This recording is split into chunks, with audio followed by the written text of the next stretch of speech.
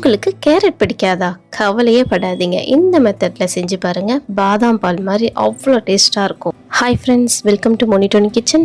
இதுக்கு முதல்ல 3 கேரட் எடுத்துக்கோங்க. அது மேலே நல்லா தோல் சீவிட்டு இந்த மாதிரி நம்ம துருவி வச்சுக்கலாம். இப்போ அடுப்பில் ஒரு கடாய் வச்சுட்டு அதில் 1 ஸ்பூன் அளவுக்கு நெய் விட்டு கேரட்டை நம்ம நல்லா வதக்கி எடுத்துக்கலாம். மீடியம் ஃப்ளேமில் ஒரு 5 நிமிஷம் வதக்குங்க. அடுத்ததாக ஒரு அகலமான பாத்திரத்தில் ஒரு 1/2 லிட்டர் ஆவின் பால் எடுத்துருக்கேன். இன்னைக்கு இதை ஊற்றிட்டு நல்ல ஒரு கொதி வந்ததுக்கு அப்புறமா நம்ம வறுத்து வச்சிருக்க கேரட்டை இதோட ஆட் பண்ணிக்கலாம். ஒரு 5 நிமிஷம் கேரட் வேகட்டுங்க. பார்த்தீங்கன்னா தெரியும், கலர் சேஞ்ச் ஆயிடுச்சு.